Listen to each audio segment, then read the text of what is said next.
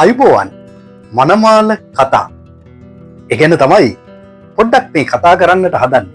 දැන් මනමාල කතා කිව්වහම අපේ රටේ සංගීත රසකාමීන් හැමෝම වගේ හොඳින්ම දන්නවා ඒ කුමක්ද කියලා. කාංචනා අනුරාදිගේ ඒ හැඟීම්බර විශිෂ්ට සුගායනය තුළ හැඩවුණු ගීතය. ඉතින් ලස්සන මාරම ක්‍රියේටිව් වැඩක් විදිහට එලි දක්වපු ඒ ගීතයත් එක්ක අන්තර්ගත වුණු විෂුවල් එක, රූප රචනය නිකුත් වෙලා කෙටි කාලයක් ඇතුළත හැමෝම දන්නවනේ. කොයි තරම්නම් පිරිසක් නරඹලා තියෙනවද? කාංචනා අනුරාදිගේ ඔෆිෂියල් YouTube නාලිකාවේ විතරක් නෙමේ බොහෝ ප්ලැට්ෆෝම් වල සමාජ මාධ්‍ය තුල මිලියන ගණන් නරඹලා අවසන් මේ වෙද්දී තා කෙටි කාලයකදී. ඉතින් විශේෂත්වය කුමක්ද? ඒක ඇත්තටම ක්‍රියේටිව් වැඩක්. මාරම. ඒ විෂුවල් එක ගත්තත් පට්ටම වැඩක්. ඒ විෂුවල් එක ඇතුලේ ඇත්තටම හැම ෆ්‍රේම් එකකම දකින්නට පුළුවන්නේ මාරම ලස්සන දෘශ්‍යමය කියවීමක් ගන්නට පුළුවන්. ඉතින් කලු කුමාර දිස්ටි අපේ ජනප්‍රවාදේන ඔය කලු කුමාරයා කියන කතාව පදනම් කරගෙනනේ මේ ගීතය නිර්මාණය වෙන්නේ.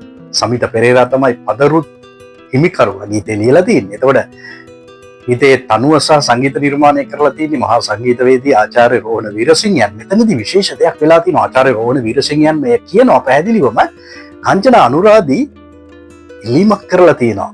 ඒක හරි සොඳුරු ඉල්ලීමක්. ඒ මොකක්ද?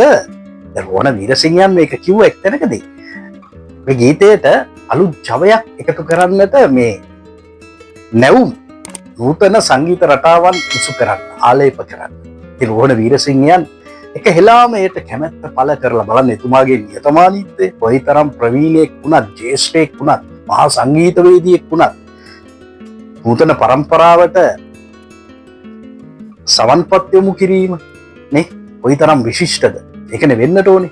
මේ පරම්පරා දෙකක එකතුවක් නෙමේ නිර්මාණය තුල තියෙන්නේ පැහැදිලිවම. ඉතින් අමිත් ගුරු කියන අද ඉන්න දක්ෂ සංගීතඥයත් භාවිතයට අරන් තියෙනවා, යොදාගෙන තියෙනවා මේ ගීතේ සංගීතය නිර්මාණය කිරීම සඳහා. රෝහණ වීරසිංහයන්ගේම තනුව සහ සංගීත නිර්මාණයට අර නූතන සංගීත ආලේපය එකතු කරන්න අමිත් ගුරු හරහා.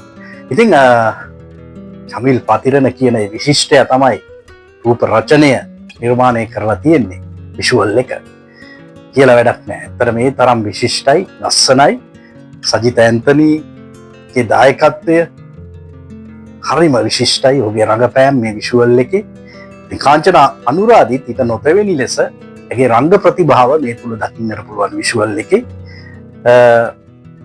රකිත කියන හැමෝම දන්න ඒ ජාත්‍යන්තර මට්ටමේ තාල තරංග වාදකන ශිල්පියා. ඔහුගේ දායකත්වයත් ඉහළින්ම ලැබිලා තියෙනවා. රෝහණ වීරසිංහයන් සංගීත නිර්මාණයේදී පහතරට බෙර, එතකොට පලිතොවිල් වල එන නාද රටාවන් පැහැදිලිව භාවිතා කරලා තියෙනවා. සජිත ඇන්තනී දක්ෂ ලෙස ලස්සනට මන්ත්‍ර ගායනාවකුත් ඉදිරිපත් කරනවා මේ තුල. ඉතින් පරිපූර්ණ නිර්මාණයක් ඇත්තටම පැහැදිලිව කියන්නට ඕනේ. මෙතනදී කියන්නට ඕනේ දැන් දින කිහිපයකට කලින් මේ විෂුවල් එක සහිත ගීතය නිකුත් කිරීමේ උත්සවය අති උත්කර්ෂවත්ව පැවැත්වුණානේ PVR කියන සිනමා ශාලාවේදී. එතනදී සජිත ඇන්තනි කියනවා පැහැදිලිවම තමන්ගේ බලාපොරොත්තුව සිනමා අධ්‍යක්ෂණයට පිවිසීම කලු කුමාරයා පදනම් කරගෙන තමයි චිත්‍රපටය කරන්නේ. එතනදී කලු කුමාරයාගේ චරිතය තමන් නිරූපණය කරනවා. හැබැයි මේ එම චිත්‍රපටයේ තමන් අධ්‍යක්ෂණය කරන සිනමාපටයේ ප්‍රධාන නිලි භූමිකාවට අනිවාර්යෙන්ම ගන්නේ කාංචනා අනුරාදි කියලා. ඉතින් පැහැදිලිනේ, සුපැහැදිලිනේ කාංචනා අනුරාදි කොයිතරම් දක්ෂ රංගන ශිල්පිනියක්ද කියන වගේ ගායිකාවකට අමතරව. ඉතින් බහුවිධ කුසලතා සහිත ශිල්පිනියක්. කාංචනා අනුරාදිගේ විශේෂත්වය තමයි වර්තමාන පරපුරේ ඉන්න ගායිකාවන් අතර ඇය තෝරා ගැනීමේදී විශේෂයෙන්ම ජන සංගීතයට ප්‍රධාන තැනක් දෙනවා. ඒක පැහැදිලිව ඇගේ නිර්මාණ කාර්යය තුළ පේන දෙයක්. ඉතින් මනමාල කතා කියන්නේ අවසානයේ කියන්නේ අනිවාර්යෙන්ම next level වැඩක්.